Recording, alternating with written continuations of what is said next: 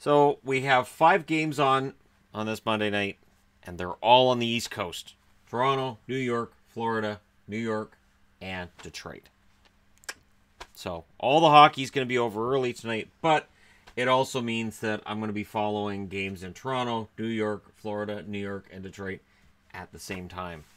So I'm going to do my best tonight. It's not going to be as much fun as yesterday where I could watch each game on its own and not have to worry about missing something. First up, Boston's in against Toronto. And this is one of those games where the 13-6-4 Boston Bruins in against the 16-8 Toronto Maple Leafs, that as a Bruins fan, I should feel pretty good, right? Boston knocked Toronto out of the playoffs. But I mentioned this before. I get nervous against the Leafs. I get nervous with the Bruins against the Leafs. Pasternak is the leader in scoring for Boston with 17 goals, 9 assists. Bergeron, 9 goals, 17 assists. Marchand, 6 goals, 15 assists. Krejci, 2 goals, 17 assists. Jake DeBrusk, 10 goals, 2 assists. Grzelcyk, 1 goal, 7 assists. Torrey Krug with 8 assists in 12 games since he came back from injury. McAvoy, 1 goal and 5 assists. I'd love to see Krug get a goal. It'd be nice to see him start getting some goals. I worry about him only because his play's tailed off a bit lately. Marner, 6 goals, 24 assists. He is the leading scorer for the Toronto Maple Leafs. Tavares, 15 goals, 12 assists. Riley, 9 goals, 16 assists. Kapanen, 10 goals, 7 assists. Matthews, 10 goals, 6 assists. Kadri, 7 goals, 8 assists. Marlowe, 5 goals, 8 assists. And Ron Hainsey, 3 goals and 8 assists. Goaltenders, as far as I know, that's not confirmed. I'm going to double check on confirmations this morning. I did this board last night. All right. So yeah, all the goaltenders are confirmed now. This is one of the beautiful things about these all being East Coast games. Halak will be starting for Boston. He has an 8-2-2 record, 1.98 goals against, 939 save percentage. He's been excellent this year. Rask's backing him up. Rask 5-4-2 record, 2.72 goals against, 913 save percentage. His numbers are getting better. Sparks will be the backup tonight for Toronto, 4-1 record, 2.57 goals against, 924 save percentage, which means Anderson's the starter, 12-7 record, 2.24 goals against, 931 save percentage. It should be a low-scoring, fast game between these two teams. Of course, I'd be remiss if I didn't mention that Boston is fighting with a lot of injury issues. Toronto, of course, still without Matthews, still without Nylander. I know there's been talk of Nylander being close, but nothing to report yet. In their last 10, Boston's 6-2-2, and they won their last 2 games. Toronto's 7-3, and they won their last game. On the road, Boston's 5-4-4 at home. Toronto is 7-5. Against the East, Boston is an impressive 9-2-1. Toronto is 7-5. Goal differentials, Boston's got 65 goals for, 55 goals against. Toronto, 84 goals for, 62 goals against. So, much higher goal differential for Toronto. I think they've had the better season. And a home record that wasn't very good at the start of the year has improved. And then I looked for guys who aren't top scorers that I think are having excellent seasons on each team. I went with Nordstrom for Boston, who's played 22 games, 4 goals and 1 assist for them. And Josh Levo for Toronto, 24 games played, 3 goals, 2 assists. And it was hard to find somebody not in the top 8 that I felt doesn't get a lot of press, because it's Toronto. And there's always a lot of press in Canada around Toronto. So those are the names I came up with for that game. Next up, Ottawa. 9-11-3 in against the 12-10-2 Rangers. This is a test for the Rangers. The Rangers have had that really nice hot streak. Now they've had a couple of setbacks. This is a good test in that Ottawa's a team they should beat, but Ottawa's a team with a pretty explosive offense, porous defense with that explosive offense, and goaltending that's probably getting increasingly frustrated with the shot counts against them every night. Leading scorers for Ottawa, Matt Duchene, 10 goals, 19 assists for 29 points. Shabbat, 6 goals, 21 assists. Stone, 9 goals, 15 assists. Chris Tierney, 3 goals, 15 assists. Dzingel, 10 goals, 7 assists. Ryan, 5 goals, 11 assists. Colin White with 7 goals, 6 assists. And Mikhail Bodker, 2 goals and 10 assists. And it's funny because people want to complain about what, and I've seen this even recently, people talking about Pierre Dorian and his job maybe should be in trouble. You know what? What he got back for Carlson and for Hoffman, so far hasn't been that bad. It's not great. Certainly, if Hoffman and Karlsson were with the team, we might expect a better record, but I don't know. That team with Karlsson and Hoffman last year didn't work very well. Rangers, their leading scorer is Chris Kreider with 12 goals, 8 assists. Mika Zibanejad, 7 goals, 12 assists. Hayes has 5 goals and 11 assists now. He's moving up. Pionk, 4 goals, 11 assists.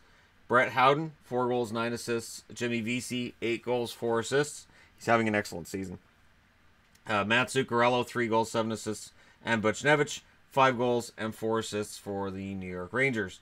Goaltenders, Craig Anderson starting, which means McKenna is the backup. He's 0-1 with a 5.41 goals against, 862 save percentage, and I feel really bad for Craig Anderson. He is going to get a lot of starts this year. Condon, 0-2, he's still in the minors, 6.38 goals against, 800 save percentage, and Anderson, 9-8-3, 3.91 goals against, 899 save percentage. It is getting to Craig Anderson the amount of shots that he's facing. His save percentage keeps coming down. His goals against keeps going up. And you've got to give this guy a rest. Lundqvist will be starting for the Rangers after getting a rest thanks to Georgiev. Georgiev has a 4-3 record. 3.11 goals against, 903 save percentage. Lundqvist is 8-7-2 with a 2.63 goals against and a 920 save percentage. If you look at their last 10, the Ottawa Senators are 4-5-1. The New York Rangers are 6-3-1. Ottawa's lost their last 3. The Rangers have lost their last 2. So it's kind of a somebody's got to win situation, but not really, because over their last 10, the Rangers still have an impressive record. On the road, this is where it's ugly. The Senators are 2-7-1. At home, the Rangers are 9-4.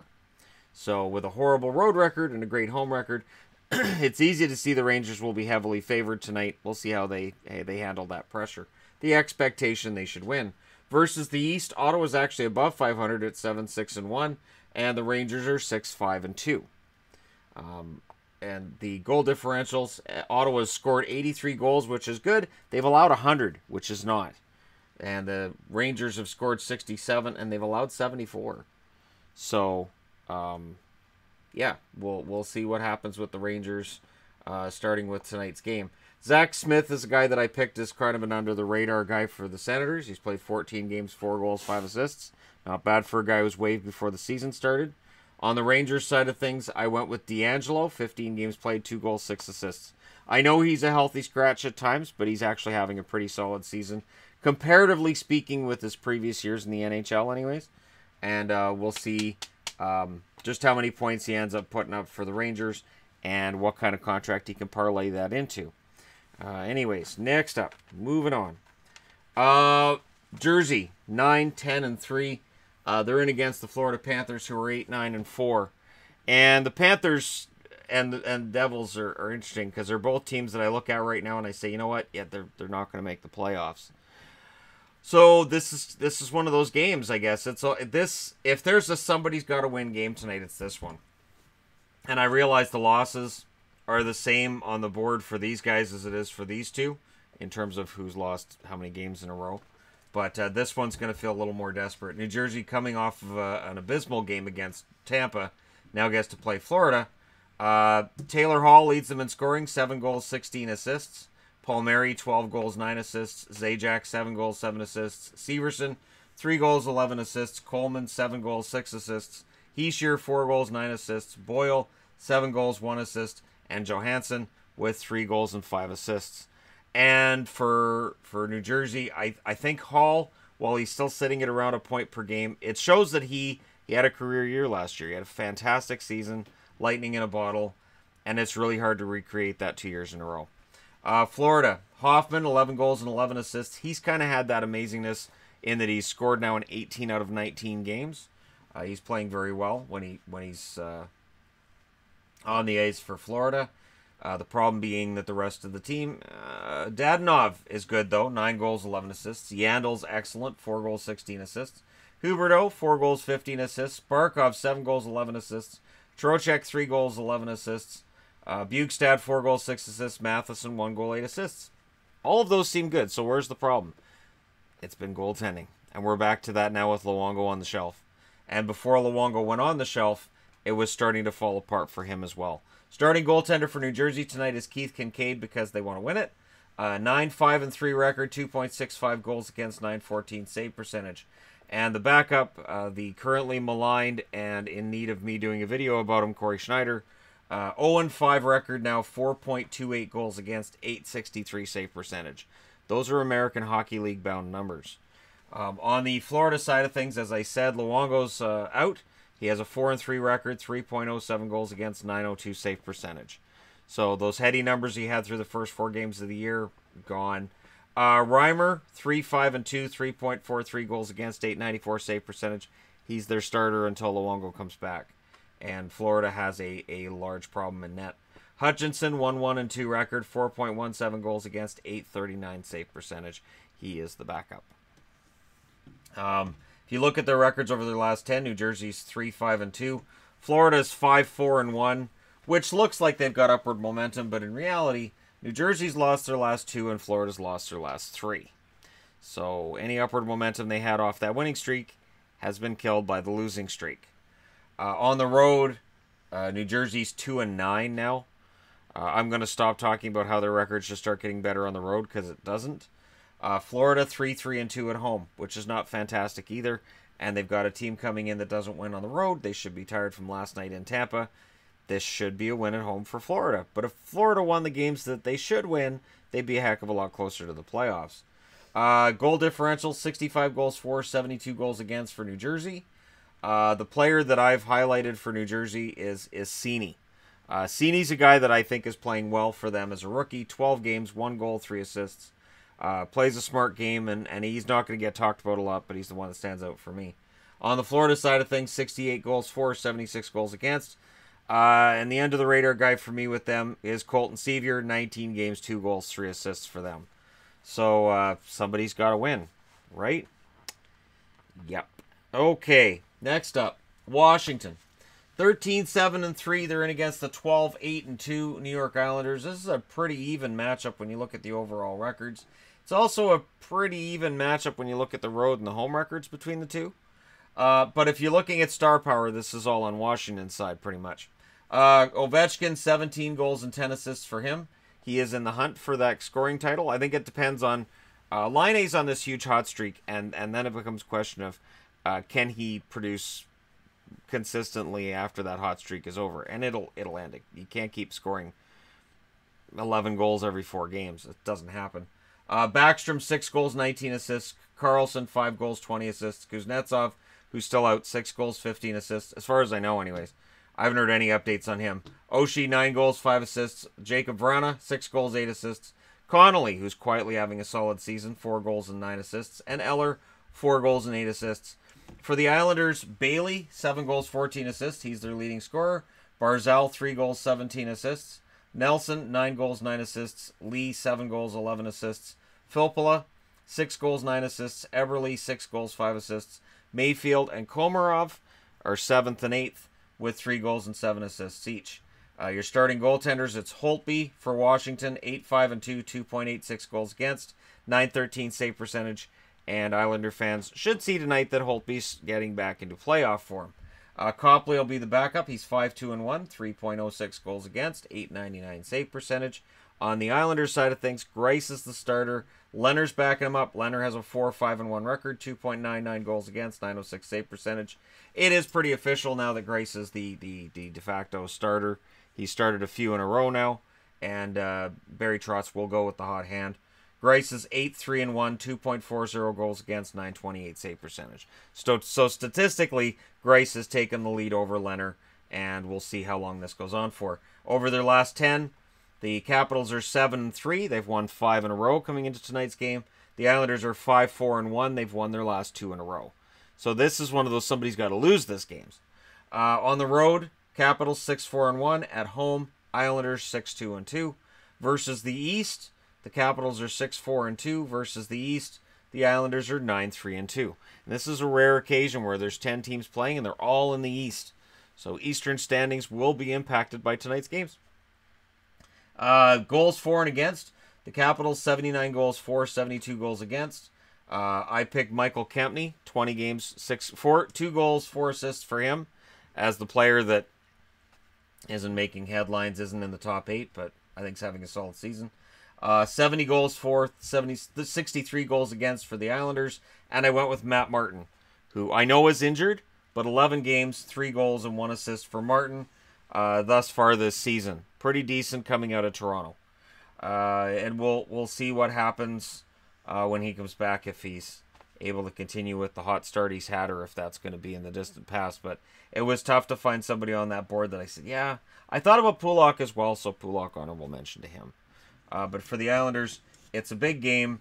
They're against the division leaders, and for the Capitals, it's a chance to potentially solidify their spot in first place. And I say potentially because the other team in the division that they're worrying about plays tonight as well.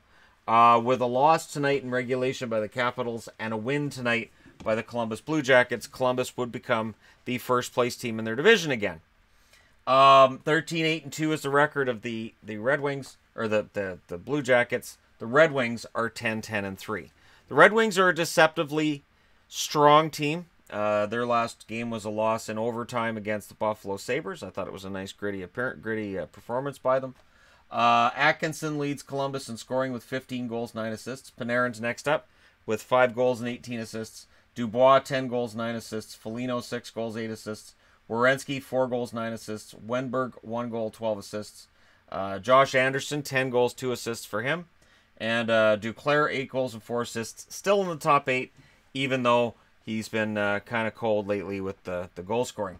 Your Detroit Red Wing leaders, Larkin, 9 goals, 11 assists. Gustav Nyquist, 2 goals, 14 assists. Athanasiou, 10 goals, 5 assists. Bertuzzi, 6 goals, 7 assists. Nielsen with 12 assists. Still 0 goals to go with that. Mantha, 7 goals, 4 assists. Has started picking things up. Cholowski, 3 goals, 7 assists. Green, 1 goal, 9 assists for him. Korpisalo is going to be the backup tonight. He took his first regulation loss in their last game. 5-1-2 record for him. 3.73 goals against. 886 save percentage. Bobrovsky is your starter. 8-7. 2.59 goals against. 917 save percentage. On the Detroit side, Howard, 7-6-3. 2.55 goals against. 925 save percentage. And his backup, Bernier, 3-4 record. 3.54 goals against. 897 save percentage for him. Last 10. Columbus is 6-2-2. Detroit is 6-3-1. Columbus lost their last game, and Detroit has lost their last 2. As mentioned, one of those being in overtime against the Buffalo Sabres, who reside 1 point out of first in the entire league. Versus the East, Columbus 8-5-1 versus the East. Detroit 7-7-2. So this is a more even matchup than it might look like on the surface of things. 77 goals for, 72 goals against for Columbus. I picked Murray because, yeah, we all forget about, Murray is this guy gets written off as a bust. Kid's a bust. Ryan Murray's never going to be anything. Ryan Murray had a really rough year last year. This year, 23 games played, 1 goal, 10 assists for Ryan Murray. So good for him. Goals for and against for Detroit, 61 goals for, 71 goals against. They had quite a hole to dig their way out of when it comes to goal differential early in the year. And I picked Michael Rasmussen as the one that's not getting a lot of attention necessarily, having a good season. 21 games, 5 goals, 2 assists for him. So good season for the kid. And there you go. So 5 games on the board tonight. All Eastern, which means that you're going to get the review video a lot earlier tonight than normal, which is good for people on the East Coast who want to go to bed because it's Monday night. So there you go. Let me know what you guys think in the comments section below as always. Don't forget to hit like and subscribe if you're browsing your way through. You just happened upon this video. Thank you guys so much for watching. I'll talk to you again soon.